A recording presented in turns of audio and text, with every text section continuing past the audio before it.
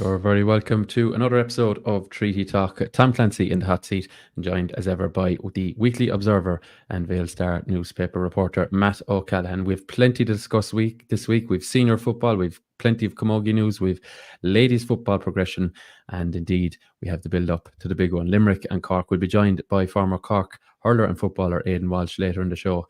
But for now, soak in this memory from 2018 of Nicky Quaid.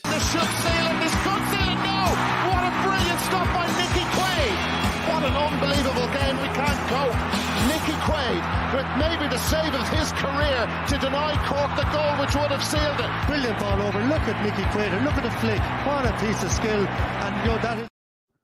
Yeah, magic memory there. And John Kiley with the fist bump just I think shortly after full time. We'll come to that, Matt. I just have one comment to make. Go on, let's hear it. Why that guy has only 2 All-Stars baffles me. Oh, well, I know we could get into that. That could be a podcast in itself, couldn't it? For Nicky Quaid, that was routine almost. Yeah. It even made the news over in America. That'll tell you the magic of the moment. And I don't think deep down, Nicky with 2 All-Stars, I'd say he's happy enough with his All-Ireland medal collection, and hopefully in the next month or so he'll be adding to that. But as I said, we'll come to the hurling, the big one. I'd just like to remind people he has 7 months to see in hurling medals. Is that all? Yeah, just the 7. Right. Well, we'll come to that later. If you say it quick, you know. That's it. Aidan Walsh will discuss plenty of angles of attack in that one from the Cork side of things, and we'll hopefully cover off all things Limerick heading into that one. But Matt, was the Irish Wire Products Senior Football Championship that began last weekend. We had 6 games. We had 6 different winners, no deadlocks or anything like that. Some surprises, some surprise margins. But overall, I think we're unsurprised with some of the winners, the likes of Newcastle West, the likes of Adair in the winners' enclosure. And, you know, we're getting a better picture now of where teams are at, even after one round. We are. And I got to a couple of the games, and I would say, without doubt, that I was lucky in one of them, in that was probably the most exciting game of the weekend, the dramatic comeback by Kildimo Pallaskenry against Ballysteen. But it just wasn't the comeback alone, it was actually the quality of the football in it. I thought it was an exceptionally good game of football. And we were treated to an absolutely barnstorming performance by Danny Neville. It's wonderful that he's back in the Limerick Championship. I know he was back for some of it last year, missed a share of the inter-county scene, but he was absolutely fantastic. He was involved in laying on 2 goals and scoring a goal. And another player that really caught my eye, and he was making his debut for Ballysteen, was Joey Rush. Now, he ended the game with a goal and 2 points. He had a hand in the other 2 goals like Danny Neville. And to me, you know, he looks as somebody that's going to make an impact in Limerick club football, at least, maybe a little higher now, would be the potential maybe there over the coming weeks and during the duration of this senior football championship. But at the other end, Tom, we had a little man that was in here with us a couple of weeks ago, Peter Nash. Yes. And Peter Nash, to me, was the man that sparked the revival of Kildimo Pallaskenry. They were down 8 points at one stage, and they chipped away at it. They held Ballysteen scoreless for the last quarter, and it was the way that, and like Peter Nash's suite of passing, Tom, and of picking out players is second to none. And he did it. He gave some sublime passes during the course of the game, and he was totally responsible for creating the goal that made it game on for Ryan Kelly to finish to the net. It was decided in the end by a 45 from Cahill Downs, followed by a free practically from the same distance by Cahill Downs. He's cool as a cucumber. He stepped up to him. First of all, like you know, Tom, you're in injury time. You're a point down. you get a 45. It's not an easy kick. No. And a minute or two later, you get a free from the same distance. Again, not an easy kick, but he nailed both of them, and that's why Kildimo Palace Kenry left Sean Finn Park on Friday evening with two points. Ballysteen will be extremely disappointed and entitled to be disappointed, Tom. You know, they'll wonder where it went wrong for them. Like, they seem to have the game within their grasp. You're 8 points up with 15 minutes to go. Like, and, you know, you have Danny Neville on fire. As I said, you're Joey Rush on fire. They will wonder. They will forensically examine it this week, Thomas, what went wrong. Because, make no mistake about it, Ballysteen are not a bad side. You know, if you have a good game of football, it's not one team that makes it a good game of football. Yeah. It's we need to look at the other games as well, Matt. But it's a big 2 points in the context of the group for Kildimo Palace. If you were to rank these teams, there wouldn't be much between them, as it proved on the night. But you know, these two sides potentially vying for that third spot. Potentially, I know that they could go better than that, but you know, certainly on paper, that's probably where you'd have them. So to have the head-to-head victory, to have the 2 points, to have the momentum, huge for Kildimo Palace. Massive, absolutely massive, Tom. Yeah, certainly is. So that was 113 to 3-6, as Matt said, in Sean Finn Park at the Bog Garden, as people may know it, in Rathkeel. I will stay on Group 2 for now, Matt. The Galtee Gales and Ula. I got the bingo on this one. The only game I correctly predicted the margin of 1-9 to 9 points in favour of the Gales. Again, two teams probably very evenly matched, certainly when you look at it from the outside anyway, and a big 2 points for Galtee Gales. A huge 2 points for Galtee Gales. A first win since the first round last year. They beat Ballylanders in the first round last year, and it was enough to survive. A very, very, very tough group. Now, you have, in that group, I think you have, correct me if I'm right, have you, just trying to think now. The other two teams, Newcastle West and Father Cases are the other two sides. Yeah. Kildimo Palace Kenry. And in the context going forward, Tom, as you rightly said about Ballysteen and Kildimo Palace Kenry, it is a huge 2 points for Galtee. Because like points in this particular group are going to be difficult to get. Now you have Newcastle West, the champions, in your Father Cases, who of course are stung by a first round defeat at the moment, and their area for slippage is going to be very little. And like already you'll be looking down the tracks and seeing what the huge importance of Father Cases and Kildimo Palace Kenry will be when they meet. So Ula and Galtee Gales also have to contend with Ballysteen, like who in my opinion will be right there vying for, you know, to make the knockout stages. Yeah. Like, I know they're down 2 vital points at the moment, but I like if they can put the defeat last week behind them, you know, and reset, they need a reset and a refocus.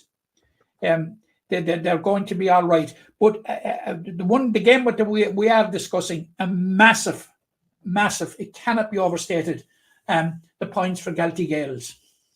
Yeah, 2 points, very welcome. And the head-to-head rule, I don't overly agree with it, but when you have it, you know, it's kind of like a 2.5 point win, if you know what I mean. As in, if it is, because you know what it actually means is, you know, down at the bottom, you know, for them to be caught, a team has to win and draw minimum. Yeah, and at a minimum, that's it. Yeah. So like if Galtee Gales were to, a bit like last year, if they were to have a poorer rounds 2 to 5, Ula going to have to pick up 3 points to trump them, you know, and that's the way it is, and that's the way it can be at the top too as well. Sometimes for the knockout positions. So the champions, as you mentioned there, Father Cases off the mark, or off the mark against Father Cases, that being of course Newcastle West.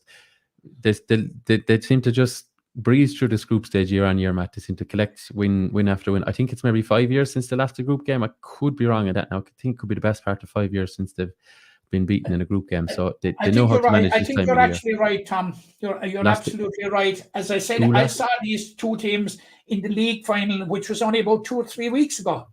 Yeah. Now, Newcastle West were down 10 on the day, and Father Casey's were down 7.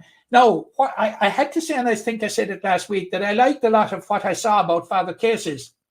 Yeah. And they have Shane Kelly and Owen Joy at the helm, and I wasn't surprised that they ran Newcastle West very close, even though I predicted that Newcastle West would win. And like we've seen over the years, and we're talking about Newcastle West on an unbeaten 5-year run practically in the group stages. But in a lot of the games, Tom, they only did what they had to do. Yeah. Second gear, third gear. They didn't set the world alight. But what I'm hugely impressed with in terms of Newcastle West is that the seamless transition from Jimmy Lee to Liam Keane. It seems to be business as usual. Now, Wally was part of Jimmy Lee's backroom team for the last number of years. But like it is proving to be a seamless transition. Now, James Kelly is in as coach. But Newcastle West are still going to be the team to beat, Tom. Yeah, no, there's no doubt about it. Yeah, there's certainly no doubt about it. So there, I suppose the early front runners themselves and Kelty Gales top of it on scoring difference for Kildare Palace Kenry keeping tabs. We'll come to the next games in that group momentarily. Matt, in Group 1, I was at Adair and Monaleen in a rain and windswept Mungret. That was the opening round of the competition. Adair conceded 1-1 early and then decided let's play and let's tie with Monaleen. Now Monaleen looked a shadow of the team that we're familiar with, down a number of players. We mentioned Dara Murray, yourself and myself were chatting during the week. We mentioned him, he wasn't available. A number of other players, Jar Collins I know was injured. There was Dara Sukru only came on for 15 minutes or thereabouts, like missing a lot of personnel. Didn't come on at all even. Or sorry, I could be mixing up names here, but like a lot of personnel down, 7 or 8 from last year. Obviously, Donald O'Sullivan has completely departed the scene. He's gone transferred to Salthill in Galway, and O'Donovan, they're one of their main attackers, has left for Australia. So like really down players, but put it up to Adair to a degree. But then Adair also missing players, missing the 2 Burks, missing Davy Lyons. Just another 2 or 3 that probably would have been in the mix, but managed to eke out the result, get the scores, and a bit like Newcastle West, they know how to inch their way through the group stages. They don't need to be spectacular, and of course they have Harry Gleeson back at the helm, and I know that the panel as a general are very fond of him and his contributions. So ideal start for them. Absolutely an ideal start. Now Monaleen were also down Luke Murphy. Yes. Yeah. Like who would be a big loss. Dara Murray, as we said, in my opinion, a huge loss. Because I really thought that last year Dara Murray arrived on the scene as a senior footballer. And he was part of Jimmy Lee's plans early part of the season, but then he moved on to the under-20s. While he was eligible playing with his own grade. So, he could, but Tom, the Monaleen performance now comes with a health warning. They are notorious slow starters. Right. But as the group stage progresses, they progress too. Yeah. And invariably when the business end of the competition arrives, they're there. Whilst I read something into it, I wouldn't overread into it. No, and it's the toughest game out of the way as well. So I suppose it could get a bit easier from here. You'd imagine just as well. Debutants their whole squad would have been debutants at this level. Mungret St. Paul's getting the better of Napier. That was a bit of a surprise in terms of the margin, Matt. The margin, and there was, this was one that there was an awful lot of focus on it because there was an expectation, including you and I as well, like that if there was a team to break into the top 4 this year, that Mungret St. Paul's could be the likely ones. and they have done nothing to dispel that idea by their They've performance enhanced against the it. Piercy. Now the Piercy put down a few players as well, but look, it's going to be par for the course that there's going to be big changes in each team from year to year, and some key players gone. But yeah, I think it was a statement by Mungret St. Paul's. I think it was a statement win by Mungret St. Paul's. Not so much to win, Tom, because I expected them to win, but the margin and the manner of the win. Yeah, defensively strong, offensively quite strong by the looks of it. 214 is good scoring, and to concede only 3 points, no matter who the opposition, that's impressive. That stands out, in fairness.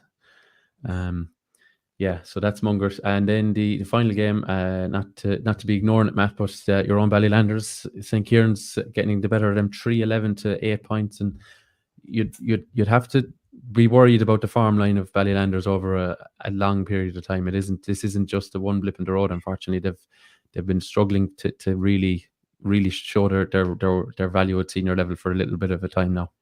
They didn't win a game. I think that's 13 games in the group stages without winning now at this stage. So, it's becoming a bit of a millstone around their neck.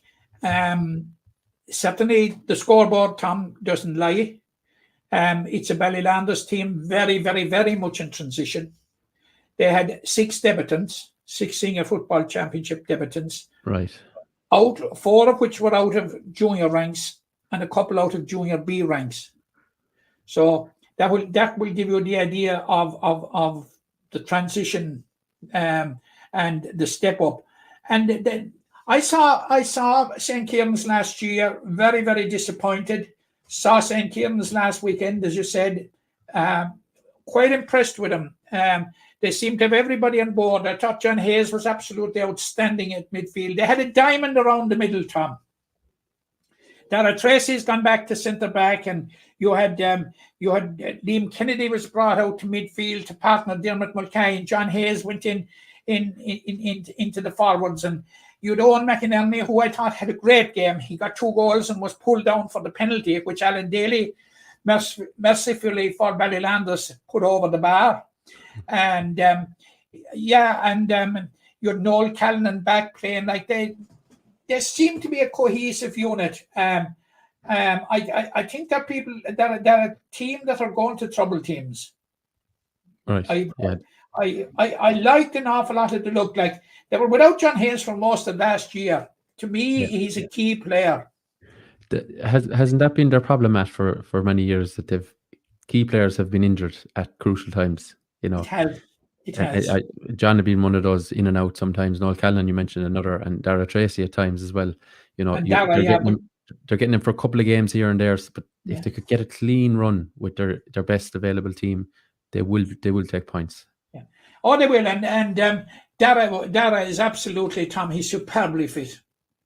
Yeah, absolutely, he's absolutely flying, and I was impressed by Kieran's, I have to say, and they have Alan Daly then inside in the corner, the Wicklow native, formerly of Woola, quite a forward. When he gets that ball onto the left peg, he can make things happen. So Michal Long, who was a member of the county under 20 panel this year, he got a very good goal. I thought he had a good game, but there was something. I like the look of them, Tom. Let's put it that way. Yeah, very good, very good. Okay, well, that's last week. There's the 6 winners and I suppose the 6 losers, and many of them will try and right the wrongs of last week in the second round, which is this week. Then we're heading into the break. So, Matt, predictions wise, a brief recap on last week. Yourself and myself, early leaders, 7 points each. John Keogh lagging behind with 5, but that's because I correctly predicted Galtigales would win by 3, and I think you correctly predicted someone to ring. Was this Newcastle West, I think, or it was one of the ones you had correct anyway on the margin. You know the saying, Tom? Stop clock. Early right, early rotten. Oh yeah, stop clock is right twice a day as well. Would be the other one that every now and again we might get something right around here. Look, we'll look ahead to the games. Adair and Mungret St. Paul's. Just asking you for your prediction, Matt. I'm going Adair by 2. Adair by 2. Okay, I've written down Adair by 4 here. John's predictions, I have them to hand. I better push them out here. I'll come to John's in a minute. We'll go through ours first. Na Piarsaigh against Ballylanders. Crucial I'm one. going Bally by 1. Their Right, backs up Bally. to the wall. There's a possibility of Ono Mahoney being back. So Okay. it was very close between them last year. They're both in trouble. There's no question about it. This is already a 4-point relegation scrap. Yeah, it certainly is. I'm going Ballylanders by 2. Where I'm putting that out of, I'm not sure, but the manner of Na Piarsaig's defeat last week has me concerned for them. That's only Yeah, well, scoring now 2 you'd be points. concerned if you were in Paddy Carroll Park as well, I'll tell you. Yes. And the final game in that group is Monaleen and St. Kieran's. So St. Kieran's obviously got off to a winner, but they're I'm going facing Kieran's Monaleen. by 2. Kieran's by 2. Okay, well, I'm going to go Kieran's by 1, and I think John has leaned for Kieran's as well. In Group 2, Ula versus Father Casey's. Ula I'm looking for going some points. Casey's by 4. Casey's by 4. I'm going Casey's by 6. And Newcastle West versus Killearn Palace-Kenry. This should be an interesting one. I'm going NCW by 3. Okay, the county champions who've won 3 in a row to win by 3, says Matt. I'm going Newcastle West to win this by 7. And the last one in this one, last but not least, Galtee Gales against Ballysteen. How would you see this one, Matt? I'm going with Ballysteen. Okay, by... The form of Danny Neville is irresistible. And if Galtee Gales hadn't a plan to contain him, he was involved in all 3 goals. Yeah. Plus an awful lot more. We'll see Bob Giles running after him, will we? What do you think, Ballysteen, by how many? 1, 2? By 3, more? By 3. By 3. Okay, well, I have it written down here in black and white, Ballysteen by 3 as well, so we're agreed on that one. And just quickly... Yeah, but the big problem about it is if the Gales win, Bob Giles will be the first to come, you got it all wrong. Oh, yeah, well, you can await that phone call, that text, that conversation, whichever way it comes, Matt, you know it's coming. Just to call John Keogh's ones out here so that they're out in the open. He has said Adair will beat Mungar by 2. He has said Ballylanders and the Piarsaigh will be all square. St. Kieran's and Monaleen, he believes St. Kieran's will win by 4. Father Casey's 7-point victors over Ula, and Galtee Gales beat Ballysteen by 2. So Bob Giles, John Keogh has your back, and he also says Newcastle West will be comfortable winners by 8 points over Kildare Palace-Kenry. All a bit of fun anyway between the 3 of us, and don't be afraid to let us know in the comments on social media if you think we'll be wrong, but only do that if you're going to give a prediction of your own, because we don't like hurlers on the ditch around here. So if you're going to call us out, make sure you give your own prediction. Okay, that's it for the senior football. We will conscious we have loads of other football in the intermediate, Premier Junior and Junior ranks, but so much to get through on this week's show. So we'll come to those as they get through the business end of the championship. Just to mention one note in particular from the intermediate grade, and I'm sure, Matt, you'll echo these sentiments. Donegal Woods picked up a nasty injury after, I think, only about 7 or 8 minutes of Newcastle West intermediate match with Gerald Griffins. I believe it's a broken leg for Donegal, but we're wishing him all the best. Game, naturally enough, abandoned, and hopefully Donegal will have a speedy recover and be back in the Magpie colours before too long. Yeah, I would agree totally with it. I don't know him personally, but I know his dad, and I wish Donegal Woods every good wish for a very speedy recovery. Yeah, and we must acknowledge the assistance I'm sure he got on the night from physios and indeed medical emergency services who brought him off the pitch and to some bit of a recovery.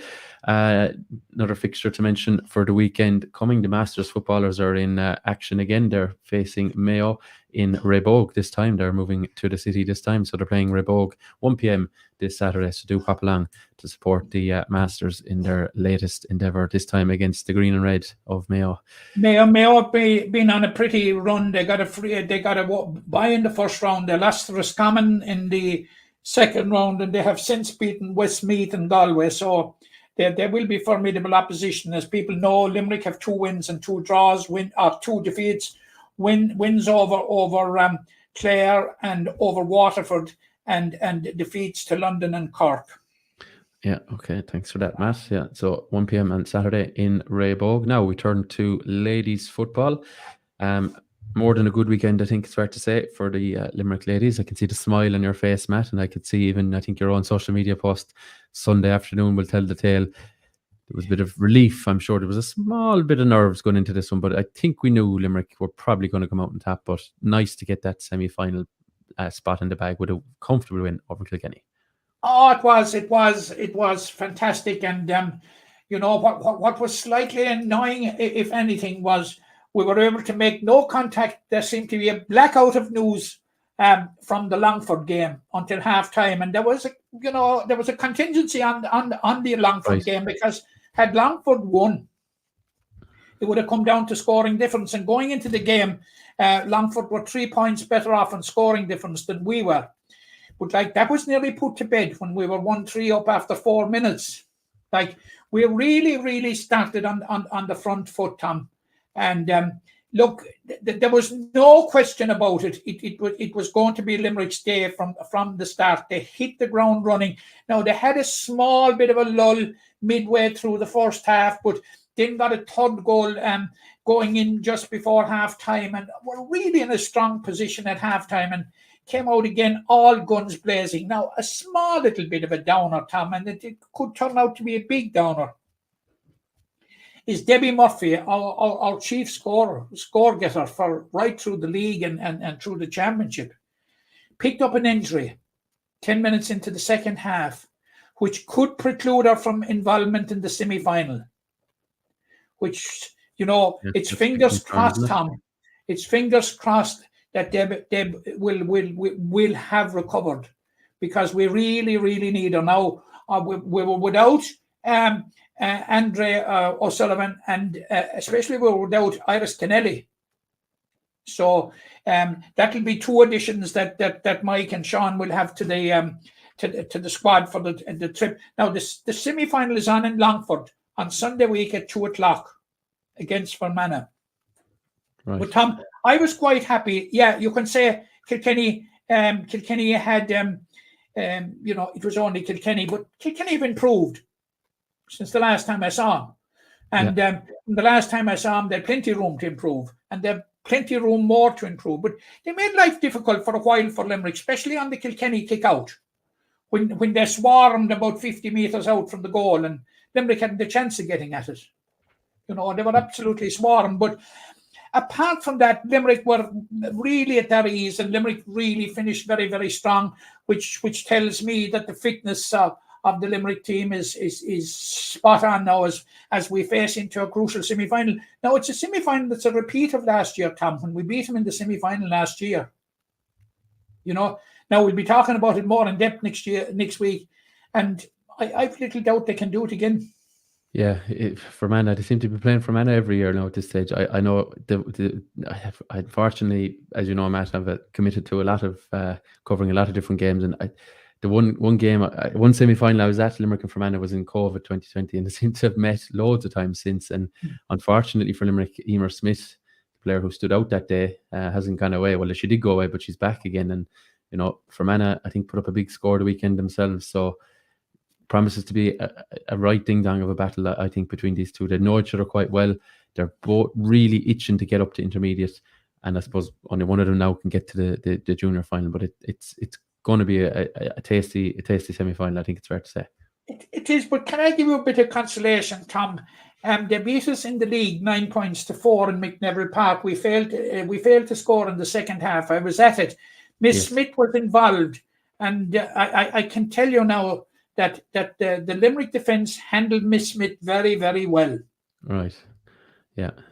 I think did they play Derry there about 10 days ago or 2 weeks ago? She scored, was it 14 points or something from play? But yeah, she's not the only player to have mind, but she's certainly the standout name, and the one that will take the most amount of marking. But the other side of it, Matt, Louth and Carlow will meet. Louth, I think, as you correctly predicted, proved much too strong for Longford. They put 6 goals past them in the end, and ran away with that one to win the group. They'll face Carlow. So Leinster opposition could await for Limerick in the Cork Park decider. But and if Limerick and Louth get to the final, it'll be the third time they have met, and Limerick have won the previous two in 2010 and 2018. Right. Well, we're hoping that's a good omen for what Louth will score. Yes, certainly. But we'll look at that in greater depth next week. Congratulations for now, anyway, to all involved back in knockout football again, which is no mean achievement. Trying to get out of this dogfight of a grade that is the junior championship. So Fermanagh await in the last 4. A season that has finished, Matt, is Camogie. Before we talk senior, I think just to mention the junior side, they had hoped, of course, to extend their season last weekend. They went to face Cavan away, and you were telling me just before we came on air, they were very, very tight in this game, but I think Cavan came up with the goods right at the end to win this one out and end Limerick's season in the junior championship. Yeah, Tom, it was disappointing. They conceded a goal inside 2 minutes. But by midway through the half, when Carla Griffin buried a penalty in the Cavan net, Limerick went ahead. Right. Cavan were ahead 1-4 to 1-3 at half time. Now, they were level 4 or 5 times in the second half. And with 4 minutes of regulation time to go, it was 1-9 apiece. But then Carlo put on a bit of a spurt. Ed Hessian got a couple of points during that spurt to try and keep Limerick in touch. But the goal, it ended 2-12 to 1-10. The goal came in the 63rd minute, Tom. So that will give you an idea that the game was in the melting pot right up to the very end. Yeah, to the last puck, basically, yeah. So the last puck. Yeah, disappointing though that, we probably thought it was going to be more in this Limerick team, and the league didn't finish off too well for them. And I think it was Dublin, wasn't it, in the final, and they won the intermediate. Munster, I know it was a straight final, but they won that, and you'd hope that was a spark then, but just didn't really happen in the tight games in this group. I know they hammered Mayo, but I think Mayo were kind of cannon fodder for a lot of teams. But in the tight games, they just found themselves on the wrong side of the results, really, didn't they? I was worried and fiercely disappointed the day they played Roscommon in Capamore. Right. I came home through East Limerick that day talking to myself with disappointment. Okay. Yeah. And they just couldn't recover it from there, unfortunately. No, it was a winnable game because we had been 7 points down, I think. We'd been 4 down at halftime. Roscommon got a goal immediately after halftime, and we hit back, and we came back to within a point. Valerie Shanahan got for me what was the goal of the year that I've seen in Camogie this year. Yeah. Absolutely fantastic goal to bring us right back into it. But we were not able to sustain the effort. And I think if you're looking at the season in its totality, it's probably there it went wrong. Because had we beaten Roscommon, we would have been in a very strong position. Now, Cavan were struggling, Tom, and struggling big time, until they went to Roscommon in the second last game and won. Yeah, that threw the cat amongst the pigeons, didn't it? That put the cat among the pigeons. Yeah. So, look, we're out, and we've got to accept it. But I heard rumours about what's the wisdom of having a junior team. I think it's very important to have a junior team. Yeah, very important. Yeah, we see in the other counties what having even intermediate teams can do. Cork and Kilkenny and Tipperary down the years have had second teams, really pushing on, and I think there's merit in it. Now there is talk that the Camogie Association are trying to kind of shoehorn these teams away, maybe to do a cost or whatever. But anyway, that's probably for another day. To move to the senior team, Matt, we were side by side in McNeville Park, and I'll tell you what, if we're going to see a more dramatic game this year, I can't wait to see it. This was this was madness. This game, Limerick were 8 points up. Suddenly, then they were 1 down. They were in drawing for a couple of minutes when a draw was enough to keep Antrim up and relegate Limerick. And then Limerick came up with the goods to win it. Roisin McCormack tried to beat Limerick on her own. I think 2-10 I have beside her name. But then Limerick, yeah, I think the real experienced players for Limerick, the players we've seen for 4 or 5 years or longer, even in some cases, really stood up. The Cueva Costellos, the Cueva Lyons, even Orla Kelleher early in the piece. These are names we're kind of familiar with. They really stood up, and they wanted to keep Limerick in senior, and they did that just about. But they did that 2-17 to 3-12. Tell me about this one. You mentioned Orla Kelleher there. Now I was fierce disappointed. She was having a very, very good game when she went off injured. Yeah, and about the with a dead leg. But what pleased me most, if there's any pleasure to be got, in that her substitution was Mairead Ryan, who has missed the entire championship campaign to date and half the league campaign through injury. And she was absolutely outstanding when she came on. You saw the contribution she made. But I think the contribution of Caoimhe Costello, Tom, might be understated here. Because when the game was in the melting pot, after Antrim had staged the comeback and gone ahead, Caoimhe Costello got a couple of frees for Limerick that were anything but gimmies, and she slotted them over. I think one of them was even a 45. Yeah, it was, yeah. And she nailed them with perfection. And it just goes back to what you were saying there about the experienced players. Now, the move of Sophie O'Callaghan to centre back worked a treat, I thought. She was outstanding. Yeah. She's power there. Murren Kramer was equally impressive at midfield. You had Rebecca DeLee at centre forward. It was the experience. Marion Quaid, right down the spine of the team, you had the experience, Tom. And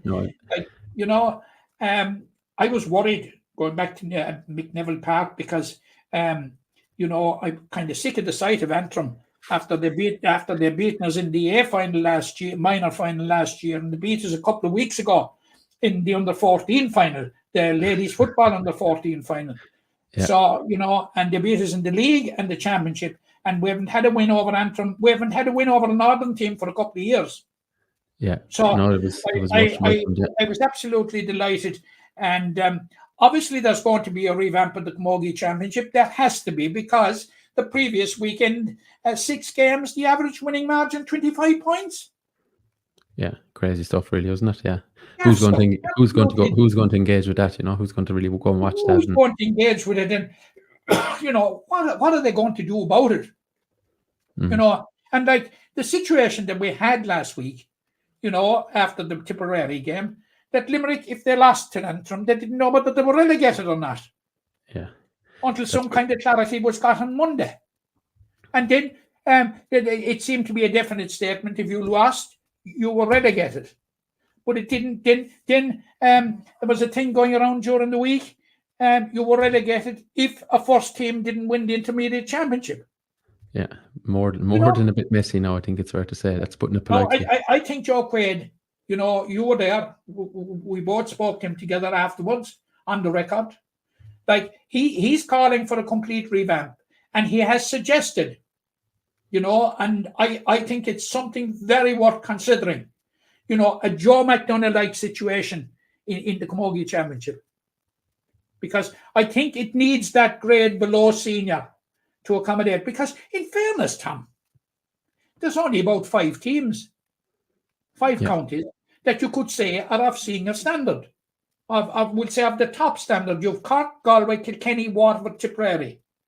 Yeah, Sheena, really, isn't it? That's and Dublin would probably think that they are in it as well because they won Division 1B of the league. And fair enough. Yeah. No, but then you have the others, like. And Joe's, I can't see why. I think Joe's suggestion is right. Why you couldn't have a full round robin with the 6, maybe with 4 going into the semi-finals, and then you are 4 going through. And as Joe suggested, like that, you then have a Joe McDonough-like competition with the top 2 going into quarterfinals. Yeah, that would make a lot more sense. You'd have 2 semi-finalists automatically, then you'd have 2 quarterfinalists. 2 quarterfinals, and 2 weekers, those in the Joe McDonough Cup, or whatever it would be called. It won't be called the Tom Clancy Cup or the Matt O'Callaghan Cup anyway, but whatever they call it. But that they would get an opportunity in the semi-final. I thought it was well thought out by Joe. Yeah, no, there's merit in that. Well, that's it for the year for the Limerick Camogie at intercounty level. I'm sure their club championships will be ramping up in the next couple months or so. Congratulations to the ladies on survival. Not the season they wanted overall, but nevertheless they delivered when the need was most greatest right at the end. I think Tom, our thanks to Joe for his cooperation during the year. He has always been so readily available to us. Yeah, and we must tip our hat to Emer as well, the PRO, certainly, who's someone who would absolutely. Yeah. If there's a award here, go on. He's not getting a free compliment here. I've asked him to come back onto the. All right, that's it. Onto the show, which I'm sure you'll accommodate in the coming weeks. Yeah. Okay, that's it for ladies football Camogie. We've covered a bit of football. We're going to come on to the big one now. Limerick and Cork will be joined momentarily by Aidan Walsh. Do stay tuned. Ahrú Mike Reardon, Rooney Limni on Sunday again of Andrew Joe. Morgan to Shimel Cool. Oh, Fottig a Harbor Chinatown! Goal scorer August scorer Declan Johnson of that. Aidan Walsh better and Andrew Harnedy didn't let the troubled Aidan Walsh Dahem.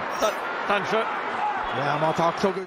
Now, that man there in the green helmet was Aidan Walsh. He joins us now. There was a bit of confusion from TG Carr. I think they thought it was Seamus Harnedy. They also thought it was someone else, but it was definitely Aidan Walsh. Aidan, thank you very much for taking the time to join us here on Treaty Talk. How's all with yourself? Not too bad. Yeah, good. No, thanks for having me. It's a big week, big game the weekend. So plenty of excitement around the place, and it's going to be very interesting. There's plenty to talk about, and it'll definitely be a great contest again, no doubt. Yeah, obviously you're a former Cork hurler and indeed footballer. How are you finding life now on the other side of the fence as a spectator and a supporter? And it's a different way of life, I'm sure. Yeah, definitely. Like when you're in it, it's your life revolves around it, and when you're out of it, then it takes a bit of transition and a bit of adapting. But no, I've been very fortunate, lucky that coming out of Cork, that I was lucky that came into an environment where Kendrick was wanted to progress more and wanted to achieve more and more ambitious. So and we played hurling and football as well. So it definitely felt like I wasn't missing out on the training sessions or regards going back. It was just the same amount of training sessions, but I suppose the travelling, was definitely a nice thing to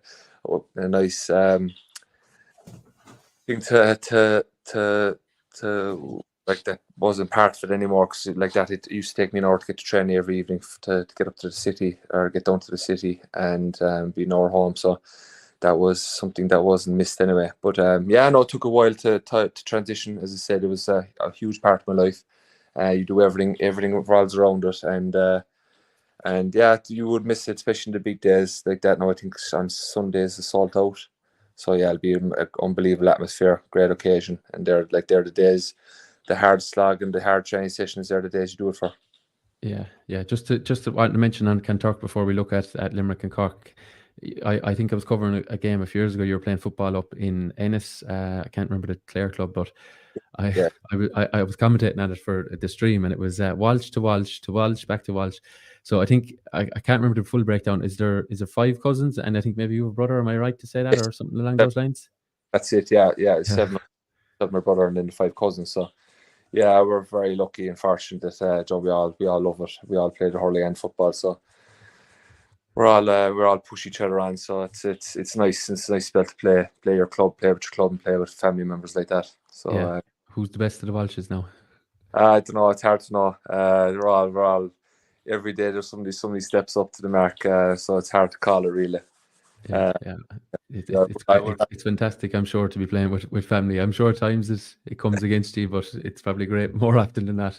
Yeah, if we win, it's all good. If we lose, it can be difficult. All right, but sure, that you have that. Yeah. The game Sunday, like the game in Páirc Uí Chaoimh, I don't know where you at it. I was certainly there, and despite with my Limerick glasses on, still to see Limerick beat.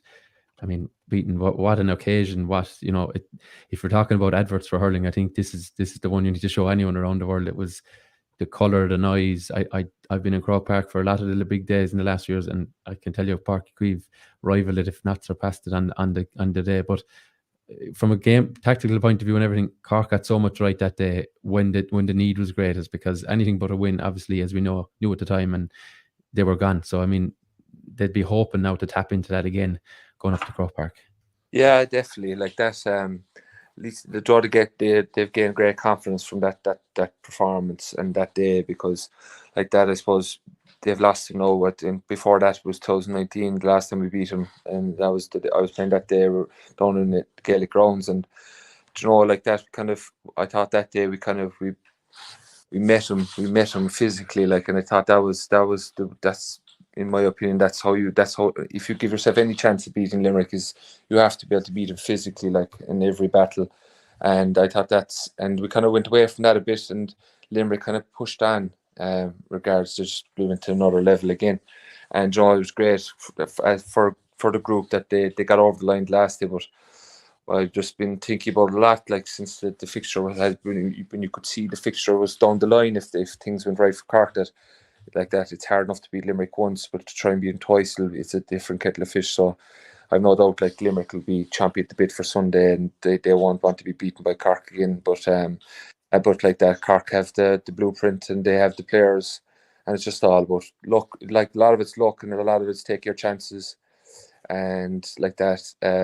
I know Limerick the last day were missing a few players, and I think Barry Nash got from reports and just seeing things that he could be out, and he'd be a big loss now if he's out.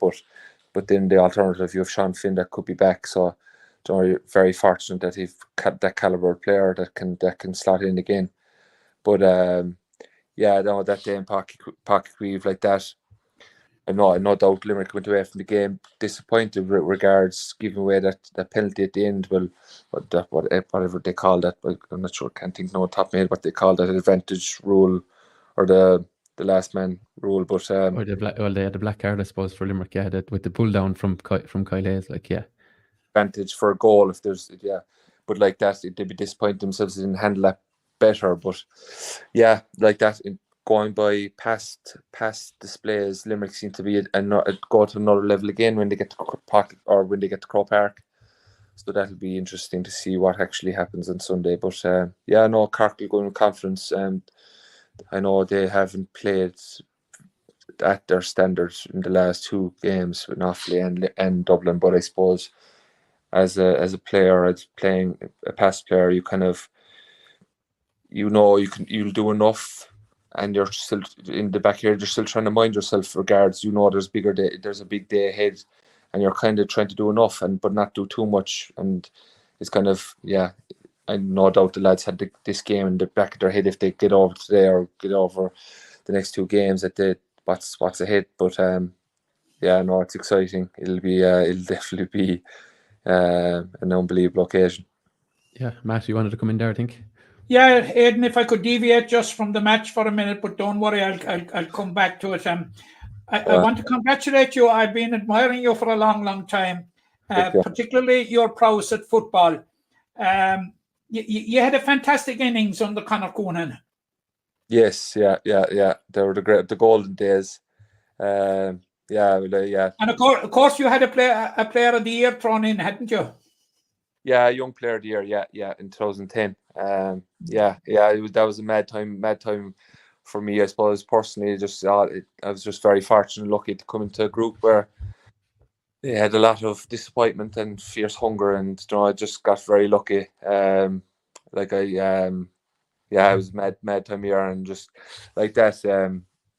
You could have the best players, and you could have the best players in the country, but if you don't have a good manager, if you don't have good coaches or a good backroom, it won't work. And I just feel like, just going on to Limerick, like I just feel like that's been the package. They just seem to have the whole package, which looking back at our time, that time with the football, we just had the package with the players, with the backroom.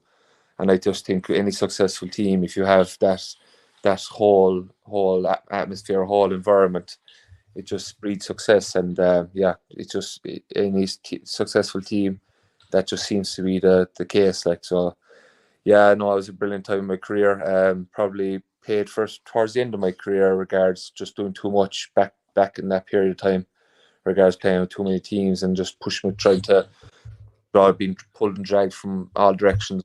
As the years went on, then probably the body just kept breaking down, and it probably didn't help me towards the end. But very lucky and fortunate to have achieved a nice few trophies and play with great players and in great teams. Just as we're reflecting back, can I just reflect and correct me if I'm wrong? You were part of a team, of Cork team, that was involved in what was arguably the most memorable under-21 final ever in 2011. The Munster final, yes. In hurling, of course, no. In hurling, yeah. Because we lost on the day, but incredible game, brilliant game to be involved in. It was just a great occasion, And some of that, like a lot of that Limerick team, gone on to great things. Like, and so that was a fierce battle that day, and just you got the rub of the green that day. But no, like that. I was like that. I played under 21 in 09, and then I wasn't allowed to play in 2010 because when I was at senior footballers. But I made sure that I wanted to be involved in 2011 because my last year 21. So it was great to be involved. Extremely disappointing to lose, obviously, but it's amazing the amount of people that still come up to me and talk about that game, even though it's 13 years ago. Like. Yeah, Declan Hannon was one man who stood out for Limerick that day. I think Graham Mulcahy, it was a few others, like, very, very memorable. Yeah, right. Shane Dowling, of course, as well. Yeah. Aidan, if I can fast forward now to what we're setting out to talk about, and for Limerick, it's historic. They're just 2 games away from something that has never been achieved, a record 5 in a row. And that no doubt brings its pressure. But I put to you equally that there's equal pressure probably on Cork. It's a Cork team like that. If they don't win this year, it will be 20 years since the Liam McCarthy Cup went back to Leaside. Yeah, like that. There's a lot of pressure on Cork now at the moment to get success because like that. It's already the longest period Cork haven't won the Liam McCarthy. I think before that, but it's like say, it's been 20 years next. Hopefully that'll be resolved this year. But like that, there's fierce pressure on the Cork team this year, and like that, it's amazing when you think about that game earlier in the year against Cork and Limerick. Like there was a 2 or 3 minutes of a difference where you could have had Cork could have lost their manager, and a few of the lads could have been retired. So there's such a small margins coming to regards things could change so fast. So like that, there's a few lads there that have been played at that level for a long time now, and they're just doing everything they can to try and get over the line. And like that, for Limerick, it's amazing what they're doing, what they're achieving is frightening. And like when you think about back in 18 when Cork Limerick semi-final, like it's amazing how close Cork were that day. And like for Limerick to get over the line, and it just they propelled from that, and it's been amazing what they've achieved since. But I suppose like that, as you said, they're 2 games away from achieving something that no other team has achieved ever. So that's obviously their driving force, because a lot of people would say, geez, what's driving them? What's making them play at the level they're playing at? Because they've achieved so much. Because I suppose you can lose appetite. You can lose your appetite a bit when you achieve so much. But like that, there's people at the start here, I suppose, losing Carl and Cord, was something that people are saying, oh, that'll really affect them now. That'll put them back. But like that, they're just driving on every day. If they have a bad game, bad performance, people are saying, oh, this is the start for now. But they always come good again. So. Yeah, it's been amazing what they're doing, and like that, if they achieve they're going all guns blazing to achieve this goal. As you said, no one has ever done it before, and no better team to try and achieve it and to try and go for it. Like, so, it'll be very interesting. Yeah, looking to the game itself, you touched on it a few minutes ago, Aidan. The news, obviously, it seems, I don't know, fairly concrete at this stage now, and we'll wait to see now how it works out for Barry Nash. Potentially missing this game. Limerick could end up with a conventional full back line in terms of 3 natural defenders. Now Barry obviously a converted forward. Is that it must be a big blow to Limerick, but as they've shown, they've been able to shrug off injuries in the last few seasons. Obviously Declan Hannon missed the latter stages last year. Cian Lynch the year before, Sean Finn even last year wasn't available. But eventually I suppose injuries could catch up with him. But I suppose you're someone, I brought up a photo a minute ago, you were wearing 15 in 2019. Now, I'm not sure who you matched up against that day. Was it maybe Sean Finn? But like that Limerick full back line, they're fairly stellar, they're fairly robust, but I think mainly they know they're playing to a system, they know what they're doing, no matter who's coming in there. Now obviously no 2 players are the same, but they've a real understanding in that full back line, and it is, it's probably ignored how strong it is because maybe Limerick's half back line is so good, if you know what I mean. But the full back line there has really shown itself down the years to be quite formidable. Incredible. Like Sean Finn, he could probably go down as one of the greatest cornerbacks of all time.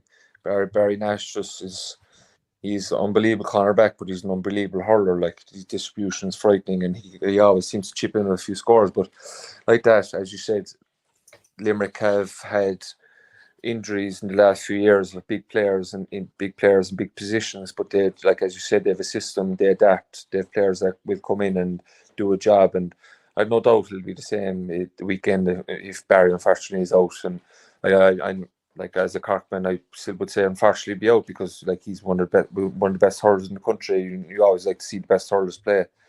But like that, as I said, Sean Finn, he was missing the last day against, like that would have been a huge game against Clare, and Sean Finn, one of their best defenders, missing, but like that didn't skip a beat. If he's fit, he'll come in, slot in, and they'll just go on the same. And I think they must use it as a motivation, because like as I said, they've lost some big players in the last few years, but it never seems to change. I think it definitely drives them on. It pushes them on. They obviously have a fierce connection in that group where they'll do it for the felt. They'll do it for who's missing. And Peter Casey, when he got the bad injury, they keep driving on, and I think they just keep kind of wanting to do it for each other. Like, so I think there's a fierce, tight-knit group there, and whoever will slot in, I no doubt will do a job, and there won't be an issue. What's it like being marked by Sean Finn, or being in the vicinity of him? He, as you said there, he could go down as one of the great cornerbacks. I think he's certainly already in that conversation. Like, but he's an animal of a man, isn't he? Yeah, he is, and I enjoyed it. I like that day. Like, I was down as 15, but I was kind of, that day we tried to play in a triangle, like in the full forward line. I was in the top of the D, and like, my biggest strength, I suppose, is just like I've always been kind of renowned as being fairly fit, regards I'd run and run and run. So like that, I just made sure I was gonna, if I wasn't going to be Sean Finn at hurling, I was definitely going to make him tired anyway, and I was going to run them into the ground. And like, I remember Limerick had a great goal in the first half, and Sean, like, there was nothing going on between the two of us or anything, but he turned around, he put his fist up in my face, and like, I kind of started laughing, and I was like, let's go. And that puck out from the goal, okay, I went for it, ran for it, and I got it in front of me, and he pushed me in the back, and I got a free. And I just turned to him, I roared back at him, and then the two of us were running back to position, and tapped me in the back. He goes, fair play to you. And we just got onto that. He's a straight up, just pure hurler, like, no. But he just loves the battle, like, and that was it. It was just tapped in the back, let's go again. So yeah, no, big admiration for him. He's just seems like a very, very straight guy, and despite, like, it was obviously very disappointing from last year to do the cruciate, and then see him do the hamstring there against Cork as well. It looked like a bad hamstring too. Be going full pace like that to pull your hamstring was bad, but it looks like he could be back. So yeah, he is the definition of the hard full back, and you'd hear that he does big things in Bruff GA too, regards coaching and stuff. So he gives back to his club too, so fair play to him. And no doubt he'll be, if he is playing the weekend, that he'll be, in fairness to the Cork full forward line, they've been doing well this year. So yeah, he'll have his hands full. In the foundation of the Cork victory the last day in Park Keefe was basically in the first half, when the Cork forwards absolutely blitzed Limerick. It's unlikely to happen next Sunday. Yeah, I thought I found it very interesting actually. The Cork puck out was just bomb it right down the middle, right into the thick of it, and they just seemed to be their tactic, and it worked very well for them. I thought they won a lot of breaks. He was just going right down on top. It was kind of not down on top of Declan Hannon's head, just kind of behind him, so back.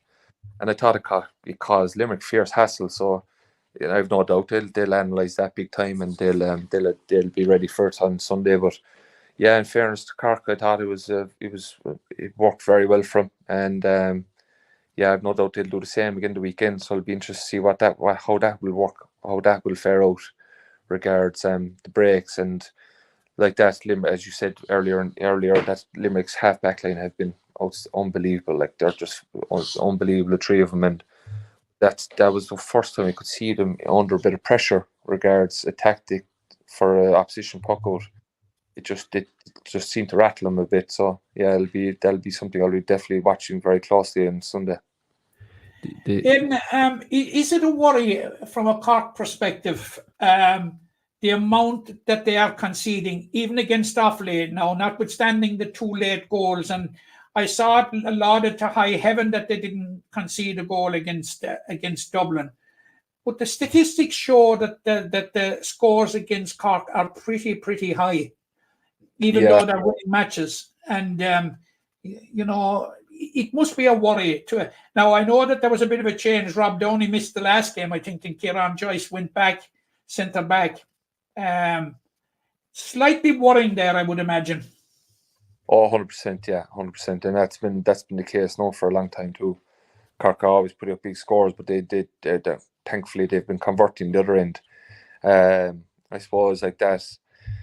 The one worry I'd have regards the conceding, but in the last 2 games, like Alan Connolly had a great game, an unbelievable game when he got the 3 goals against Tip, but he's been just in the last 2 games he hasn't been performing at the level he was producing at the start of the year. But like they'll need everyone firing, because like that they're going to there's not going to be a radical change in regards that they're not going to concede that much the next week. Like at the end of the day, still they're going to be the same players. They're going to have to. It's going to be a shootout. Like it's going to be tit for tat for the whole game. I'd say it's going to be point for point. So it's just, as I said, it's going to be take your chances. And in fairness, Cork seem to be going any sniff at all for a goal. They seem to be going for it. And that's going to have to be the case again the weekend. If they get any sniff, goals are going to be the difference the weekend. I think whoever gets the most goals will definitely put themselves in a serious position to win. So if they can have that bite, take the risk of taking that extra pass and open something up, that's what they'll have to do, because like as you said, they will be conceding. It seems to be the case in every game. But thankfully, as I said, they have been producing the other end. But yeah, it's just like that. I just hope when they get the chance, they take it. And looking at the Limerick side of things, then Aidan, in terms of matchups and all the rest of it, how would you see it as someone who's been in and around inter-county teams with younger players and older players? Because the debate in Limerick this week is in terms of Seamus Flanagan, who we know got 3-3 in Páirc Uí Chaoimh not that long ago. Then obviously suffered an injury against Waterford. Shane O'Brien has come in done very well. I think 3 points when he came off the bench for Flanagan. Then he got a couple in the Munster final and was, busy. He was only 19 at the time. He subsequently celebrated his 20th birthday, which is bizarre. When you look at the size of him, you'd swear he had a lot more experience under his belt. But how do you think they should approach it in terms of, do they go with the tried and trusted in terms of Seamus Flanagan, or do you go with the man who's shown the recent form? It's a tricky one, I think, for Kylie and Connacht, isn't it? Yeah, it is. It's a nice complaint to have. I suppose, it's a tricky one. I like that. I thought the day against Cork, I thought Seamus Flanagan, he put himself in good positions. I thought, I think it was a Noel O'Leary's marking. I don't think he couldn't really done anything, because it was overlap runs. It was overlaps where he had to come meet the man, and it was just popped out to Seamus, and he was able to finish. But it's a nice complaint to have. I suppose it comes down to who would be more disappointed if they were not starting, and who would come off, because at the end of the day they will both play some part of the game. Yeah. It's just about who's better off the bench, and I suppose Seamus has proven that he can do both.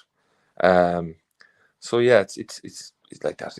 I don't think it'll make much difference who starts or who doesn't. It's going to be a case of, I think the message will be whoever starts is you go hell for leather for 45-50 minutes, and we'll get the finisher to come on in and finish the game. So yeah, they'll both get game time. It's just it's a case of who is going to be more effective that down the line. And I suppose for O'Brien, I suppose maybe starting the game in a big that'll be against in front of 82,000 people might be a bit daunting for him. I suppose maybe coming I after was just going to say, yeah.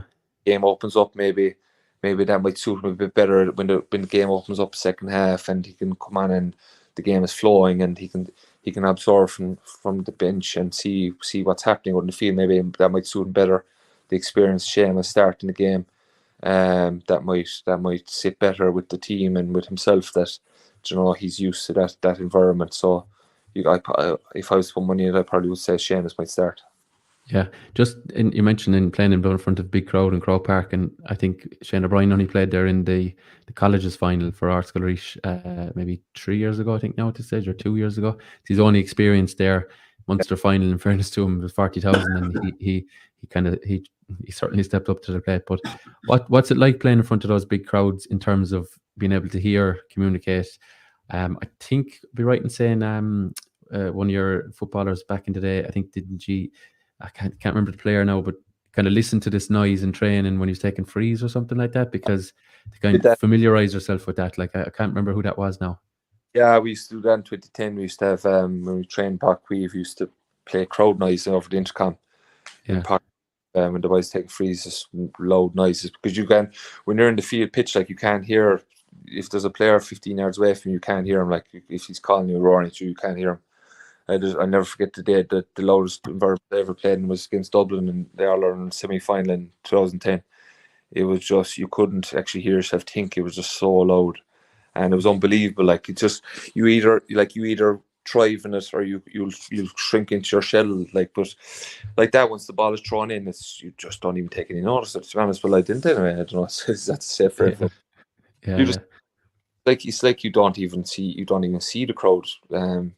You're just focused, and like I suppose like that, when you put in the work, and you put yourself in a position to be ready for the game. It's just once the ball is thrown in, you're just focusing on the ball. But yeah, it's an incredible thing to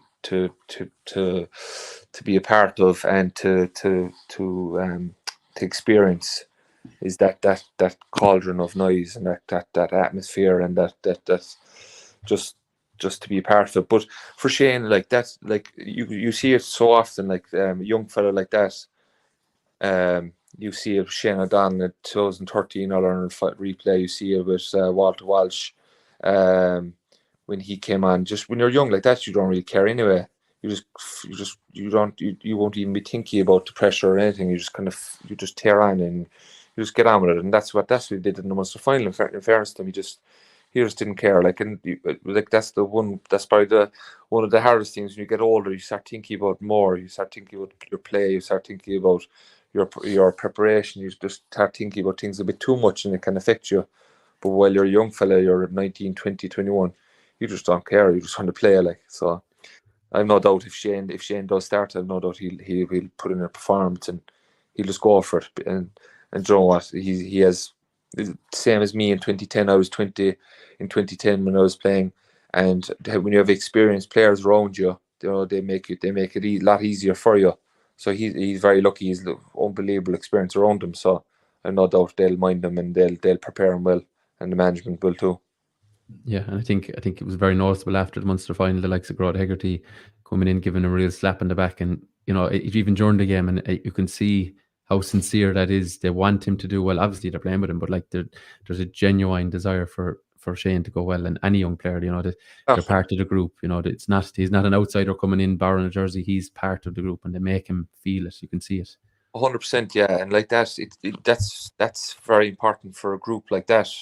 When you're achieving, when you start achieving so much, and you see young fellas come in, it's like a breath of fresh air for a group of players. Like, so, like they get just as much out of it as Shane's getting out of it, because, like, I remember that time in 2010, myself and Kieran came in. We were both 20 years of age, and it was just, we didn't care. Like, we just flaked on. We just, every chance, every match, just go hell for leather, and all the fellas just enjoyed it. And it's just yeah, I've no doubt. As I said, the older, well, they're not even old. Jesus, what's the average age of the Limerick team? Like, there's, what is it, 28, 29? It's I'd say about that. Yeah, there's only a few of them have hit 30 now. I know that I'm 30 myself, so there's a few of them are still in their late 20s as Yeah. were. So there's plenty of miles in the clock, or there's plenty of time left for them to make the impact, isn't there? That's it. Like, yeah, that's it. But yeah, no, I've no doubt like that. Shane O'Brien is unbelievably lucky to have come at that coming time he's coming in regards coming to that environment, that caliber of player, that caliber of management. To be coming into that setup is just like a lottery, really. Yeah, I just wanted to talk about the now we could go through every position, but I think the Cork half forward line has, I think they were trying for a long time to strike on the perfect balance here, and look, maybe it's not perfect, but it certainly seems to be working quite well in terms of Declan Dalton one side, Seamus Harnedy, and then the pacey Shane Barrett through the middle. Do you think that was set up with Limerick in mind? Now I know there's other fish to fry year round, but perhaps the way the composition of Limerick's half back line, that maybe those three were the best of what Cork had to counteract that, and then thus maybe counteract other half back lines. But what do you think of that half forward line? Yeah, like I suppose at the time, like Robbie O'Flynn is probably the option for half forward. He was injured. Who else be an option? I think they didn't have many options either at the time, really. When you think about it, who would you actually slot in there other than the three boys? Like I suppose Seamus Harnedy really is their out and out, like high ball winner, like, and I suppose. But from what I saw in the last against Limerick, they seem to be bypassing the half forward line regards they're hitting the ball so long with regards puck outs. Yeah, and trying to hoover it up then, yeah. Boys are kind of coming into the breaks, so like that, it did work from the last day, but as I said, I think that the Limerick half back line would have learned from the last day, but it'll be a different story the weekend. But yeah, no, like I know Robbie Flynn is back now from injury, so he'll be a big option, and I know, like, I suppose Dickie Dalton is a fierce asset to have regards to long distance frees as well. He can add that to his.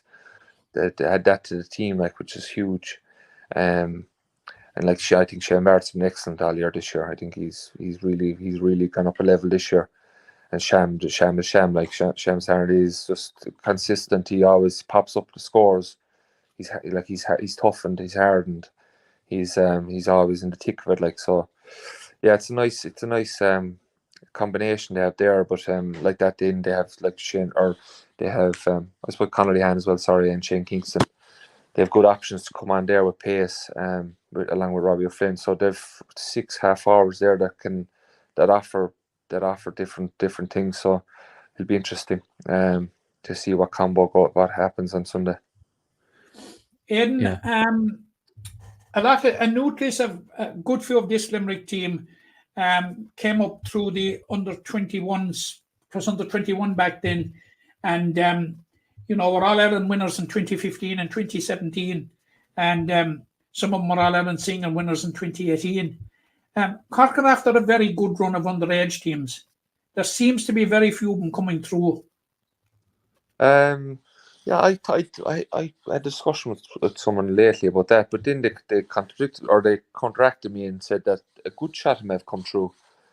Shane Barrett, Brian Hayes, Joyce, Ethan Toomey, Downey's, Owen Downey. There's a shot of them have come through, right? They probably aren't at the same profile as the Limerick boys that came through, but a lot of them have come through, but they just haven't been as prolific as the Limerick 21s that came through. And like the big thing there as well is that Limerick team that came through, they were all 21 and they were 22 coming into the senior thing. Like that year, that like them Cork teams that won are 20, like 19, 20-year-olds.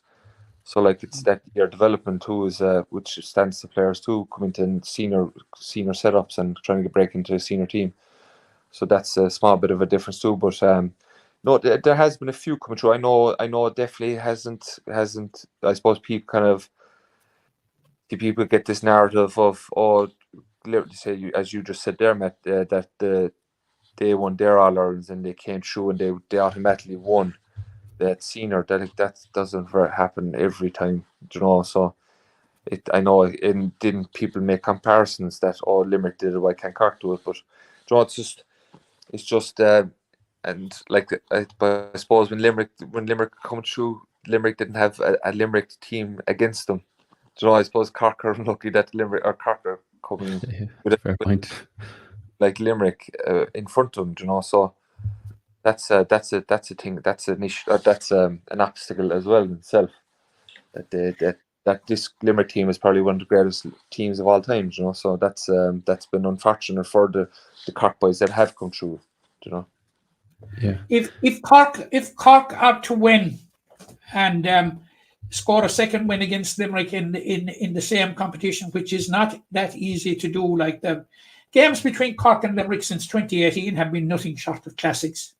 Yes. Even league games, even Munster league games.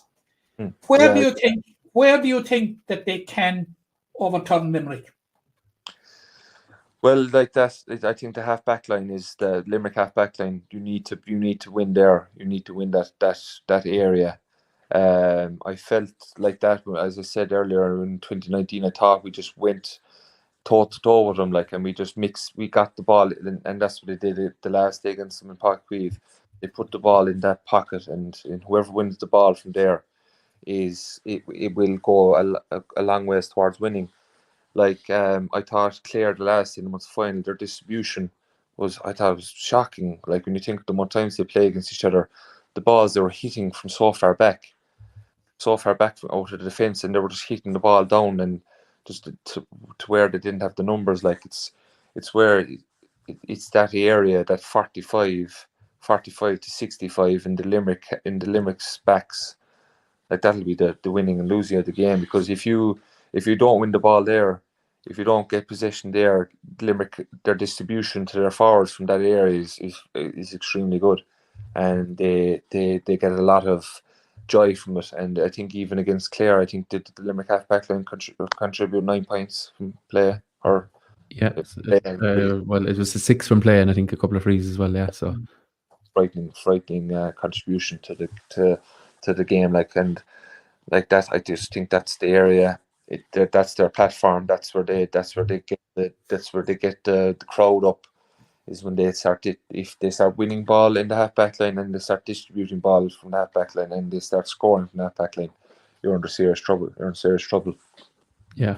Were Cork to win, and it's a final question from me, Aidan. Were Cork to win, would you have any preference for the final? No preference whatsoever. Jeez, no. I just. Or should I put it another way? Who would you expect to be playing in the final? Yeah, like it's hard to know, really. To be honest, I like that. Definitely didn't stand to Kilkenny. The Dublin game. Jeez, that looked like I don't know what that happened. I don't know what happened to Dublin that day.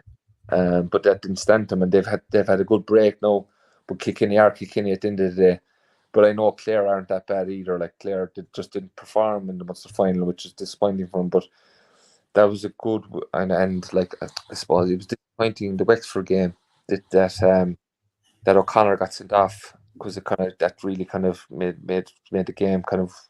So you could just see straight away that Clare were going to push on after that. So like it's going to be very interesting. I wouldn't be surprised if Clare came out of it, and especially after last year. The disappointment of it last year as well, and Tony Kelly is another game under his belt. They'll need a performance from Tony, if they're going to have any chance of getting over that game. But like that again, it's the two semi-finals. They're going to be two great games. I think they're going to be very tight. I think it'll be a puck of the ball between both games. Yeah, here's hoping for two classics. Aidan, I'm conscious of the clock. I know you have other commitments as well this evening. So thanks very much for your time. Myself and Matt are wishing you the best in both your club championships in hurling and football. We'll keep an eye on Kenturk's results as the year goes on, and hopefully you won't be celebrating this Sunday, but we might be celebrating later in the summer, something like that. We'll be happy with that. You beat up in All Ireland with Kenturk, I think, did you? Yeah, we won the intermediate All Ireland right in 18. Yeah. We're lucky. We got lucky that year. 2018, a good year for All Ireland. And Mr. Nash in goals. Nash, yeah, he was with us that time, right? He's a Limerick clubman now. Yeah, as long as he's shouting for Limerick Sunday, we'll be happy. Yeah, all right. Aidan, thanks very much for your time. Thanks very much, Aidan. Nice to meet you. We'll talk to you again. Cheers.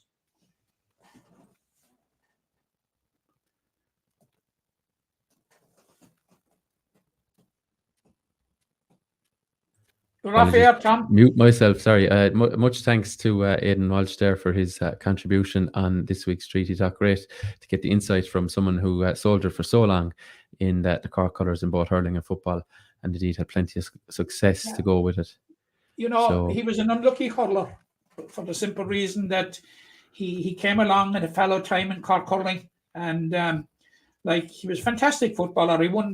He definitely 3 national leagues. Cork won 4 national leagues in a row. He won 3. I was looking at it earlier. He 3. Yeah, he won the 3A ones. They won B and then won 3As.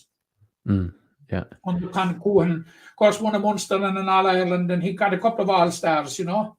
Yeah. So he's a very rich pedigree, and as I say, he was around at a time when Cork hurling, was going through they won a couple of Munster championships, but Munster championship in Cork, there's only one thing that matters. There's one holy grail, and that's the Liam McCaffrey Cup. That's it. Bring the Liam home. Yeah, he won the 2014 Munster final against Limerick. We forgot to mention that to him, but we'll leave that one off. But Matt, just to conclude before we wrap the show, and just we're very much looking forward to Sunday, and we're expecting a big performance from Limerick. I suppose Limerick have been down this road before. That's probably why we would be confident as Limerick people that they can get this one over the line. But in fairness to Cork, they have shown, as you mentioned it they've shown since 2018.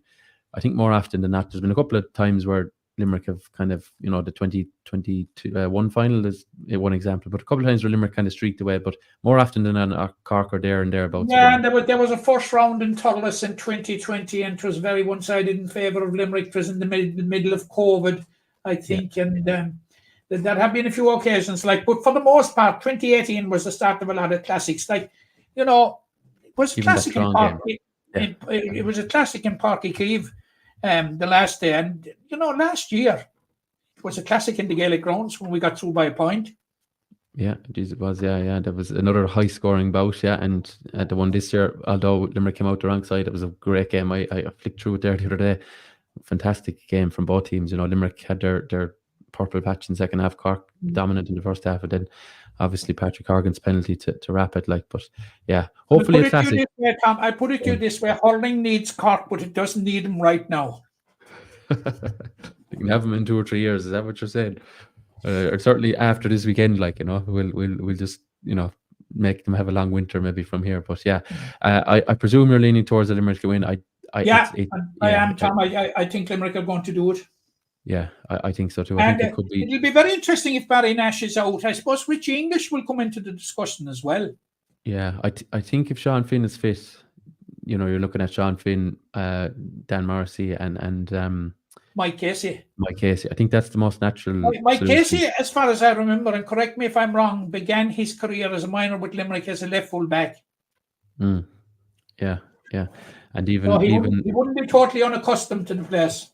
No, and indeed, even Sean Finn, when he came on for Mike Casey in the opening round of the Munster Championship, kind of played portions of the game at left cornerback, just bits and pieces the way the game goes. Yeah, be interesting to see. I think whatever happens, we're going to get a sense of what life is like without Barry Nash. Yeah. No, I think he's so. been absolutely superb. Yeah, his consistency, Tom, is just simply incredible. Yeah, I think with him out now, we won't his runs through the middle. You're not going to see that from Sean Finn or Mike Casey now. Maybe the odd one, very odd one, but it won't be the same because Barry Nash is like an 800-meter runner. He's just gliding over the surface. So that's one string to the bow that Limerick are going to be missing. If indeed Nash is out. But look, they've suffered injuries before. And said it time and time again. A dangerous thing to give John Kiley and Paul Kanarkis time because they'll have the most of a week now to adapt to the situation if Barry Nash is out. And they will have a contingency plan in place. But I would imagine that they would have a contingency in place had Barry Nash started and got injured maybe after 5 minutes. Yeah. So Yeah. I'd say that Oh, yeah. that the contingency is there for all those eventualities, and I suppose that's one of the strengths of the Limerick management team is that they it's the No complete stone. package. No stone left unturned. Yeah. And Matt, in a word now, Clare or Kilkenny on Saturday? I am torn between these two, Tom. Yeah. And I'm very mindful of the fact that Kilkenny have had the upper hand in the last 2 years. Aidan Walsh made a very, very good point there when I asked him that question about, the Leinster final being absolutely no good to Kilkenny. Yeah. They'd have been better off playing themselves, wouldn't they? Yeah. They haven't had a game since, and I'm slightly leaning towards Clare. Right. Only slightly, Tom. Yeah. I'm leaning towards Kilkenny, but based on what, I'm not overly sure. I just think Clare's form in the Munster final, and they didn't really show enough of an improvement for me against Wexford. Wexford who had 14 men for long spells as well, and they didn't really set the world alight. But look, I suppose they got the job done, in fairness to them. So anyway, that's it for Treaty Talk. There's one other matter to mention. That's it for the Limerick preview anyway. Just to mention, Matt, you were in Fedamore last weekend. Yeah, I was in Fedamore last Saturday, and the first thing I would have to say, Tom, is how well organised this competition is. Yeah, absolutely. There's no stone left unturned in making it a sense of occasion.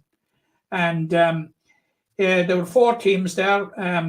Kilmaley, who were the holders, beat Ardrahan in the first round. And in the first semi-final, in the second semi-final, Borrisalee from Tipperary, who had Brendan Maher and Dan McCormack on board, they beat Brothers Pierce from London. And in the Shield final, Ardrahan beat Brothers Pierce by just 2 points. And in the Willem P. Clifford Trophy, which commemorates one of only 2 Limerick men that has held the office of president of the association, Borrisalee were too strong for Kilmaley, 20 points to 1-5. It was a great occasion. It was great to meet the lads from Brothers Pierce, notably Jerry Ray, who was over, and we had a very good interview with him over the public address. Very, very interesting, although he told me an anecdote after when we came off that I would love to have known before we went on. Can you share? Yeah, but we went through he's been massive career with Jerry has had a massive career with as a player and as a mentor with Brothers Pierce. And of course, we couldn't let him go without mentioning the big matchup in 1973 when he came up against Eamon, his late brother Eamon, in the All-Ireland semi-final in Ennis. Now, he did tell us that Eamon started at corner forward, but eventually came in on top of him, and he said, he got nothing off me, So, that was very interesting. But to give you an idea, Jerry has been so long involved with him that he made the journey over with him and, was really involved with him. And it was really good to see somebody. They're the London champions, the oldest club in London. And it was great to see him there.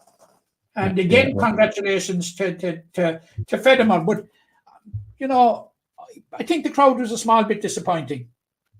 Right. It was a weekend that there was no hurling in Limerick, and we have this mad scramble for tickets in Croke Park, and they're roaring about they can't get tickets and they can't get this and that and the other thing. Like, if there's hurling on their doorstep if they want to come and see it.